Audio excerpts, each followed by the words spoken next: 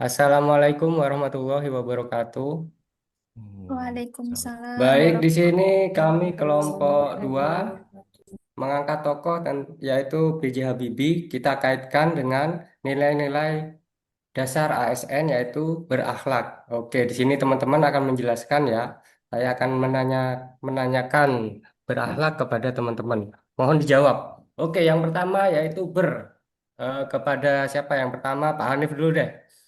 Itu kan berorientasi kepada layanan, Pak. Nah, kira-kira nih, Pak B.J. Habibie itu menunjukkan sikap orientasi pelayanan dalam pekerjaannya baik sebagai presiden atau sebagai insinyur. Tolong dijelaskan, Pak. Monggo. Oke, siap. Jadi di sini saya akan menunjukkan bagaimana sikap berorientasi pelayanan yang sudah ditunjukkan oleh Bapak B.J. Habibie selaku presiden maupun insinyur. Jadi seperti yang sudah kita ketahui bersama bahwa Bapak B.J. Habibie ini menjadi presiden itu dalam masa waktu yang sangat singkat ya. 1998 sampai 99. Nah, dalam masa waktu yang singkat sekali ini, beliau sudah mampu untuk membuat banyak sekali kebijakan-kebijakan yang memang bertujuan untuk mengatasi pada saat masalah itu. Beberapa kebijakan yang penting yang sudah dibuat oleh beliau diantaranya yaitu satu, menghidupkan kembali kebebasan pers, di mana pada periode sebelumnya kebebasan pers ini sangat apa ya bisa dibilang dimatikan ya di periode sebelumnya ya. Nah, di masa B.J. Habibie kebebasan pers dihidupkan kembali. Kemudian yang kedua, dalam masa yang sangat singkat tersebut, B.J. Habibie mampu membuat suatu reformasi hukum ya yang merupakan transisi dari masa Orde Baru ke masa reformasi. Kemudian hal ini menunjukkan bahwa B.J. Habibie itu memiliki sikap responsif ya, jadi mampu dengan cepat itu mengatasi masalah-masalah yang ada. Kemudian yang kedua, berorientasi pelayanan itu juga bisa ditunjukkan dengan sikap memperhatikan kualitas. Jadi selain sebagai presiden, B.J. Habibie itu juga sebagai insinyur. Nah, salah satu produk beliau yang sangat-sangat membanggakan yaitu beliau mampu mendirikan suatu pabrik pesawat ya dan Pesawat mampu ya, membuat sendiri, merakit sendiri yang rakit dinamakan dengan sendiri ya. pesawat N250. Nah, pada saat itu tidak hanya merakit pesawat, bahkan pesawat ini tuh sudah mendapatkan sertifikasi internasional. Ya. Tidak hanya itu, B.J. Habibie juga mampu untuk membuat suatu teori yang dinamakan faktor Habibie ya, yang bahkan sampai sekarang teori ini masih dipakai di bidang pesawat terbang. Itu menunjukkan bahwa beliau sangat-sangat memperhatikan dari kualitas ya. Itu yang kedua. Kemudian yang ketiga, selain responsif, kemudian memperhatikan kualitas, beliau juga tentunya memperhatikan tentang kepuasan masyarakat. Seperti yang kita sudah ketahui bersama bahwa di pemerintahan B.J. Habibie itu ada suatu kejadian di mana Timor Timor itu lepas dari Indonesia. Kejadian ini yang mungkin menimbulkan bagi dunia politik ya, itu menimbulkan kerugian. Namun beliau tidak hanya melihat dari faktor politik, tapi beliau juga melihat dari kepuasan masyarakat. Kenapa kok Timor Timor itu bisa lepas? Ternyata hampir 80% rakyat Timor Timor itu menolak ya, menolak otonomi daerah. Jadi mereka lebih memilih untuk melepaskan diri Hmm. dari Indonesia. Oke, terima kasih Pak Hanif. Nilai yang kedua yaitu akuntabel, saya pilih Ibu Hafidah aja ya. Ibu Hafidah, apa ya contoh dari pertanggungjawaban Bapak B.J. Habibie terhadap hasil kerjanya? Bisa dijelaskan?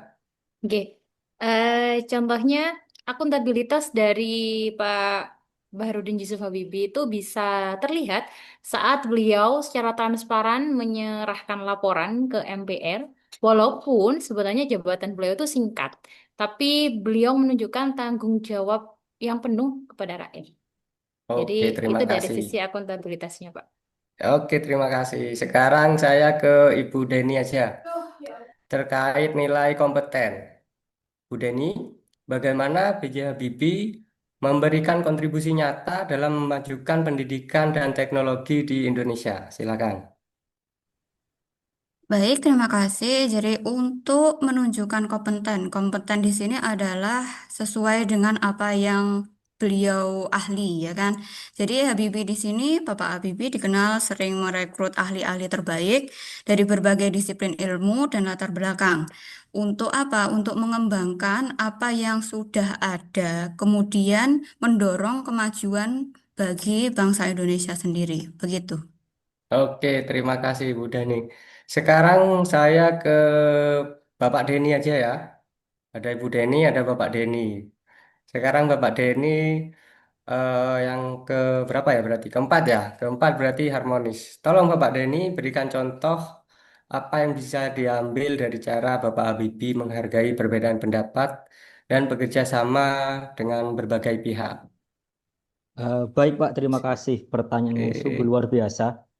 Kalau dijawab secara singkat, Pak, ya bisa dihubungkan dengan jawaban dari Pak Hanif tadi mengenai kebebasan pers. Oke. Itu kan termasuk dalam menjalin hubungan yang harmonis dengan pers sehingga pers bisa bebas berpendapat. Seperti itu, Bapak. Oke.